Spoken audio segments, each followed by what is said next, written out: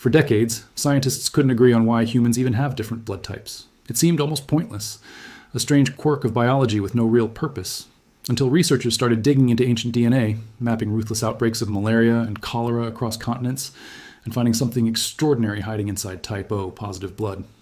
What they uncovered wasn't just a medical curiosity. It was a 50,000-year record of who survived, who didn't, and why your blood might be the reason you're here at all. Right now, if you're one of the roughly 4 in 10 people on this planet carrying type O positive blood, you're walking around with a piece of ancient survival code that most people never think twice about.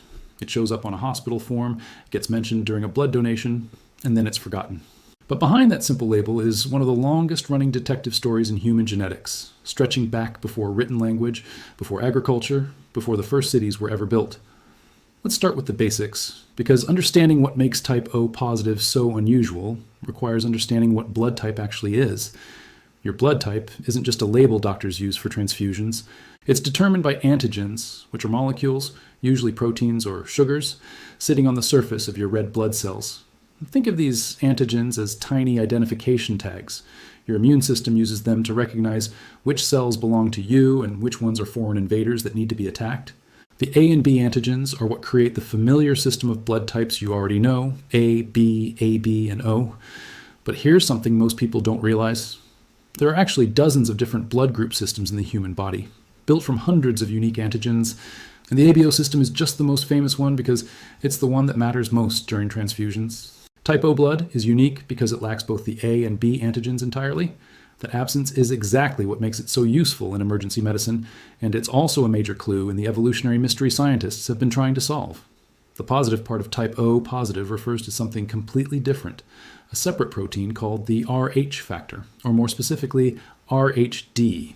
If your red blood cells carry this protein, you're Rh positive. If they don't, you're Rh negative. This single protein doesn't change much about your day-to-day health, but it changes 2 very practical things: who can safely receive your blood, and how your pregnancy is managed if you're a woman who might have a baby with a different Rh status than your own. Now, here's where the story gets interesting, because O positive isn't just common, it's overwhelmingly common. In the United States, roughly 37% of people carry type O positive blood, making it the single most frequent blood type in the country. Globally, that number climbs even higher in many populations, with some estimates putting the worldwide share of O positive blood near 38%. When you add O negative into that count, type O as a whole makes up close to half of the entire human population. That is not a coincidence. That is not just random genetic noise. When a genetic trait shows up in nearly half of all humans on Earth, evolutionary biologists start asking a very specific question. Why did natural selection favor this so heavily, and what was it protecting against? The answer, it turns out, is written into humanity's long and brutal relationship with infectious disease. To understand why type O blood became so widespread, you have to go back tens of thousands of years, long before recorded history, to a time when early humans were leaving Africa and spreading into new and unfamiliar environments. As populations moved into different regions, they encountered new pathogens, new parasites, and new diseases their immune systems had never faced before. Blood type wasn't just a passive trait sitting quietly in the genome. It was actively shaping who lived long enough to have children and who didn't.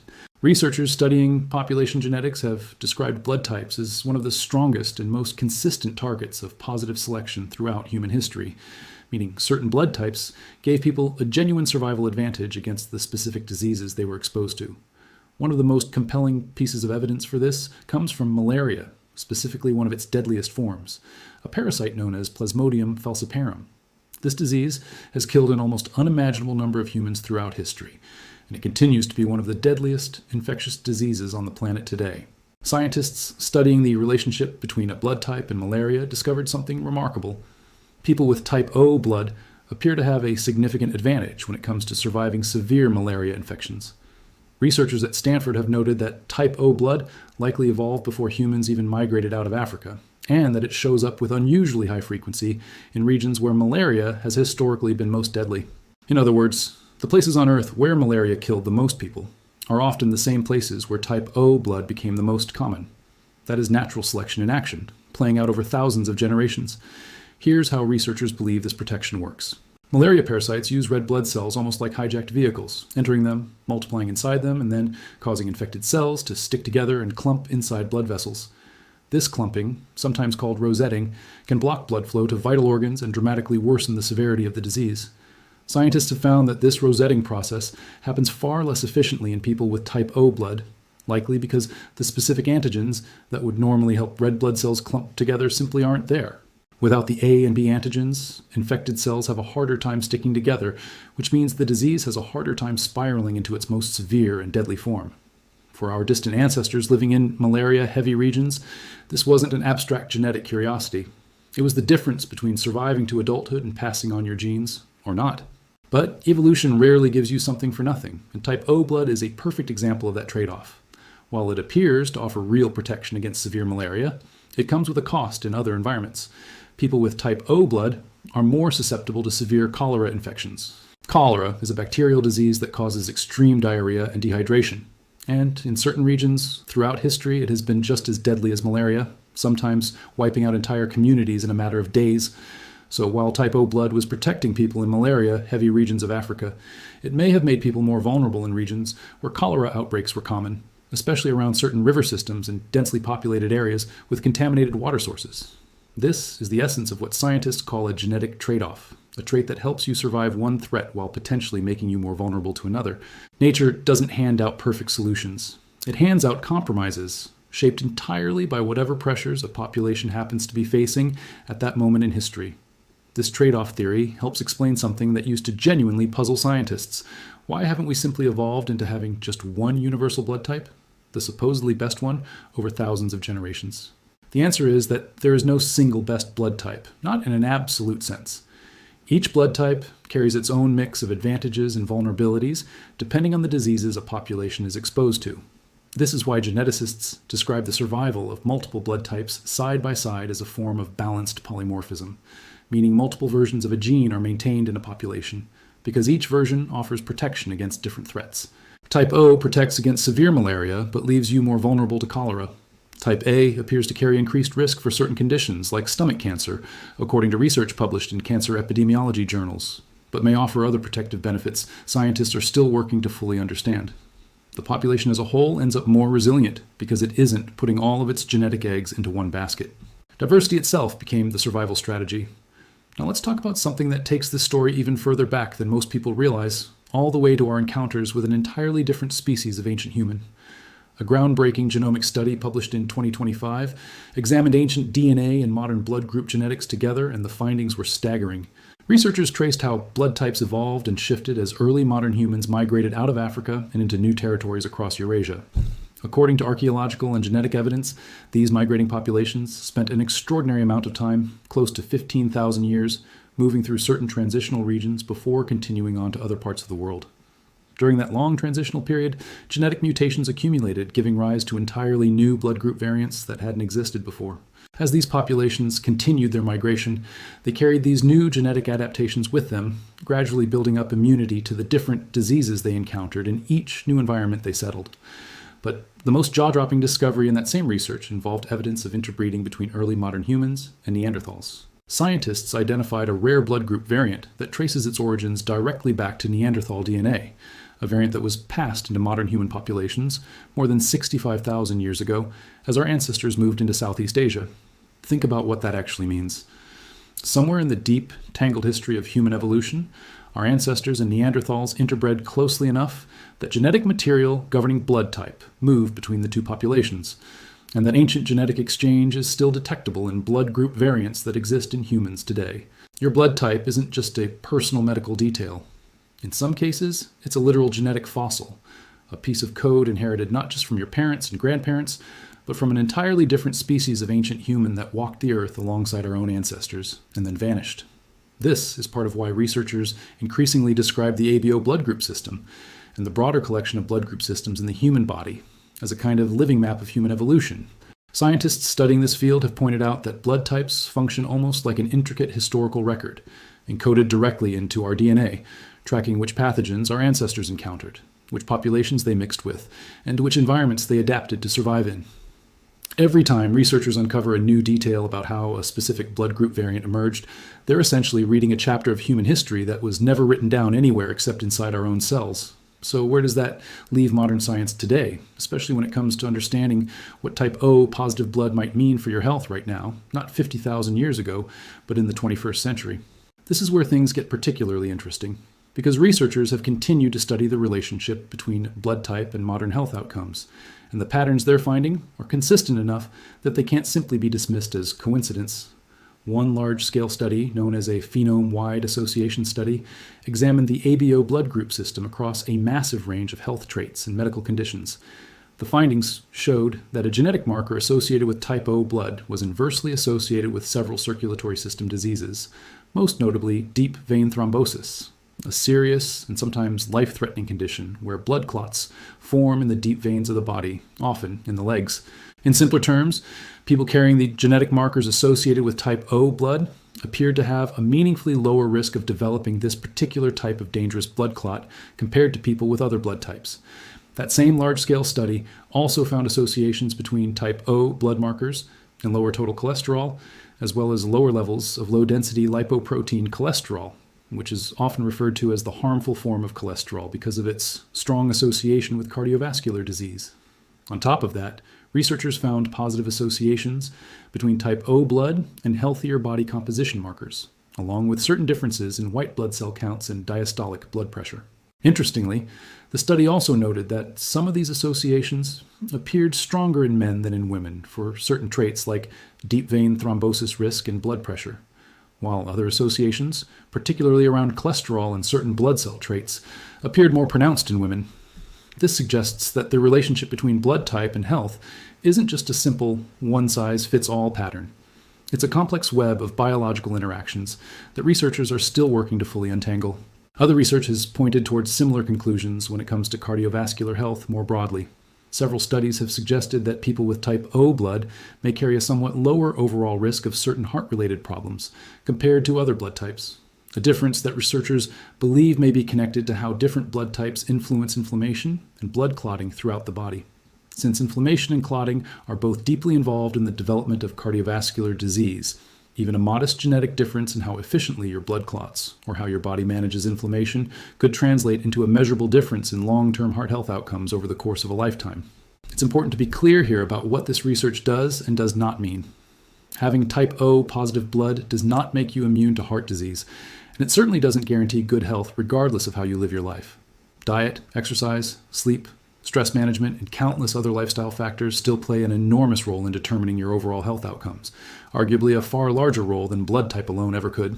What the research does suggest is that blood type appears to be one small piece of a much larger genetic puzzle influencing how your body responds to certain diseases and health conditions, a piece that was shaped over tens of thousands of years by the specific survival pressures your ancestors faced. There's another layer to this story worth exploring, and it involves how essential type O positive blood has become to modern medicine, particularly in emergency situations. Because type O blood lacks both A and B antigens, it can often be transfused into patients with other blood types in emergency situations, where there isn't time to properly test and match blood before treatment. This is why type O positive blood is considered so valuable in hospitals and trauma centers, particularly in emergency medicine, where every single minute matters and doctors sometimes need to begin a transfusion before they even know a patient's exact blood type. Military and emergency medicine researchers have specifically studied the use of type O whole blood in pre-hospital settings, examining how quickly it can be administered to trauma patients in the critical window immediately following a severe injury, sometimes even before the patient reaches a hospital at all. This practical life-saving application is a direct result of the same genetic quirk, the absence of A and B antigens that likely helped protect our ancestors from severe malaria tens of thousands of years ago. In a strange and almost poetic way, the exact biological trait that helped early humans survive ancient disease outbreaks is now helping trauma surgeons save lives on operating tables around the world today. Of course, that same universal compatibility comes with important complications that medical professionals have to manage carefully, and one of the most significant involves pregnancy. Women who are Rh negative, meaning they lack the Rh factor protein, face a specific risk if they become pregnant with a baby who inherited an Rh positive blood type from the father. If any of the baby's blood cells enter the mother's bloodstream during pregnancy or childbirth, her immune system can potentially recognize the Rh positive protein as foreign and begin producing antibodies against it. This typically isn't dangerous during a first pregnancy, but it can create serious complications in future pregnancies, potentially leading to a condition called hemolytic disease of the fetus and newborn, where the baby's red blood cells are attacked by the mother's antibodies. Fortunately, modern medicine has developed effective ways to monitor and prevent this complication, but it remains a critical reason why understanding your specific blood type matters far beyond simple curiosity. Given how essential O-positive blood is to modern medicine, you might assume hospitals never run short of it, but that's far from the truth. Because it's compatible with such a wide range of patients, demand for type O-positive blood consistently outpaces supply in many regions, especially during certain seasons when donation rates naturally decline. Blood banks and hospitals often specifically highlight the urgent, ongoing need for O-positive donors, precisely because this blood type gets used so heavily in emergency situations, surgeries, and treatments for patients with chronic conditions who require regular transfusions. So if you're someone who has type O positive blood, you're not just carrying an interesting piece of evolutionary history inside your veins. You're also carrying something that hospitals across the world are constantly working to replenish, something that could directly save another person's life if you choose to donate. Let's step back for a moment and consider the bigger picture, because this entire story is genuinely remarkable when you think about it from a wide enough angle. A genetic trait that first emerged as a defense mechanism against a deadly parasite in ancient Africa, tens of thousands of years before anyone had ever written a single word or built a permanent settlement, has survived essentially unchanged through countless generations, through migrations across entire continents, through encounters with other species of ancient humans, through devastating outbreaks of disease that reshaped entire populations. And it exists today in nearly half of all humans currently alive on Earth. That same genetic trait now plays an active role in modern emergency medicine, potentially influences your personal risk for specific cardiovascular conditions, and factors directly into how doctors manage certain high-risk pregnancies. Very few things in your body connect you this directly and this tangibly to the deep evolutionary past. Your blood type isn't simply a piece of trivia you learned once and then forgot. It's a living connection to an ancient and often brutal history of survival, adaptation, and human resilience. It's also worth acknowledging what scientists still don't fully understand about this topic, because that uncertainty is part of what makes ongoing research in this field so genuinely exciting. Researchers have identified dozens of distinct blood group systems within the human body, beyond the well-known ABO and Rh systems. And for many of them, scientists still don't have a complete picture of exactly how or why they evolved. Some researchers are now investigating whether variations found in ancient genomes might be connected to inherited blood disorders that still affect people today, conditions like beta thalassemia, which involves abnormalities in how the body produces hemoglobin. Every new ancient genome that gets sequenced and every new population study that gets published has the potential to reveal another piece of this incredibly intricate and still unfolding puzzle. In many meaningful ways, we're still in the relatively early stages of truly understanding what our blood type reveals about who we are, where we came from, and how our ancestors managed to survive against odds that, from a modern perspective, can be genuinely difficult to fully comprehend. Before we get to the end of this story, it's worth addressing something that circulates widely online because you've probably encountered it yourself. The idea that your blood type determines your personality. You may have seen claims that people with type O blood are natural-born leaders, confident and decisive, while people with other blood types are supposedly more analytical or emotionally sensitive, all based purely on which antigens sit on their red blood cells. This idea became especially popular in parts of East Asia, where blood type personality theory has genuinely influenced dating preferences and even hiring decisions. It's a fascinating cultural phenomenon, but it's important to separate that belief from the actual science, because there simply isn't reliable, rigorous research supporting the idea that your ABO blood type meaningfully shapes personality. The real story of type O blood isn't about leadership or temperament. It's about something far more concrete, ancient disease resistance written directly into your genetic code through countless generations of natural selection. That distinction matters because it highlights something important about how we should approach genetic information generally. The real science behind type O positive blood doesn't need exaggeration to be compelling. It's already one of the most remarkable stories modern genetics has uncovered, rooted in verifiable evidence from ancient DNA, population genetics, and large-scale medical studies involving hundreds of thousands of participants. Strip away the unsupported personality claims and focus purely on what researchers have documented. And what remains is genuinely staggering. A blood type that likely helped protect early humans from one of history's deadliest diseases, that carries traces of interbreeding with an extinct species of ancient human, and that continues to show measurable associations with modern health outcomes like cardiovascular risk and blood clotting. That's not internet folklore. That's peer-reviewed science, published in respected journals and built on genuine genetic evidence. This growing field of research also raises fascinating questions about where the science might be headed next. As genetic sequencing technology becomes faster, cheaper, and more widely accessible, researchers can study far larger and more diverse populations than ever before, uncovering subtle patterns invisible just a decade ago.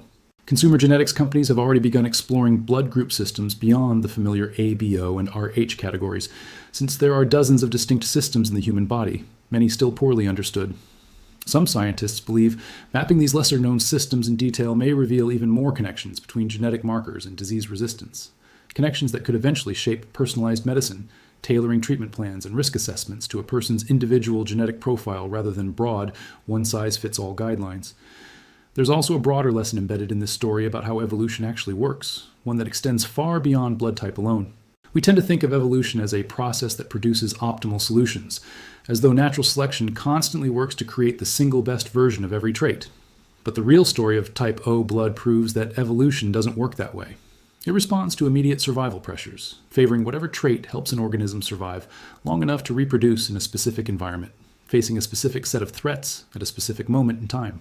It doesn't optimize for some abstract universal ideal of perfect health. This is precisely why type O blood offers strong protection against malaria while increasing vulnerability to cholera, and why different populations ended up with dramatically different blood type distributions, depending on which diseases their ancestors encountered most throughout thousands of years of history. Your blood type isn't evidence of some grand evolutionary design pointing toward a perfect outcome. It's evidence of countless localized battles for survival, fought by your ancestors against specific diseases in specific environments, with a genetic aftermath still quietly visible in your blood today. So the next time you see type O positive listed on a medical form, or you're asked about your blood type at a doctor's appointment or during a blood donation, it's worth pausing to consider just how much history is quietly encoded within that simple label. It's not just a category used for matching transfusions or filling out paperwork. It's a 50,000-year story about malaria and cholera, about ancient migrations across entire continents, about a mysterious and long extinct branch of humanity whose genetic legacy still lives on inside people today, and about the countless generations of your ancestors who survived long enough, against genuinely staggering odds, to eventually pass that specific piece of biological code all the way down to you. Scientists spent decades trying to solve the mystery of why humans evolved different blood types in the first place. And while there is still more to learn, the answer that has emerged from all of this research is more remarkable than almost anyone initially expected. Your blood isn't just fluid moving through your veins, keeping you alive in the present moment. It's a genetic time capsule, quietly carrying the story of humanity's long and difficult fight for survival, written in a code that has been passed down, generation after generation, for tens of thousands of years, all the way to right now, all the way to you.